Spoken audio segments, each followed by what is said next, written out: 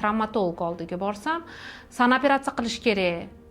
Обязательно operatsiya qilmasang bo'lmaydi, yurolmay qolib ketasan", deyishdi dedim. Bu yerda operatsiya senga yordam bermaydi. Bu sanda operatsiyali diagnoz emas. Sanda boshqa diagnoz, genetik bo'lishi mumkin. Bor genetik oldiga borgin deb nevropatolog meni oldimga jo'natdi. Полное экзомное sekvenирование topshirdi. Noyob, kam uchraydigan gen kasalligi chiqdi. Spastik paraplegiya ko'pincha 10 yoshdan 72 yosh davomida namoyon bo'ladi. Qanaqa namoyon bo'ladi? Odamda sekin astalik bilan mushak tizimini bo'shashi boshlanadi. Birinchi oyoqdan boshlanadi. U odam sekin astalik bilan cho'loqlanib yuradi. Bu genetik nuqson. Bu narsani operatsiya qilib, mishishni tonusni kuchaytiradigan dorilarni berib ham davolab bo'lmaydi. Agarda bu bemor operatsiya qilishganda bu ahvoli yaxshilanmas edi. Keskin og'irlashardi. Nimaga? Chunki bu yerda genetik mutatsiya yotibdi.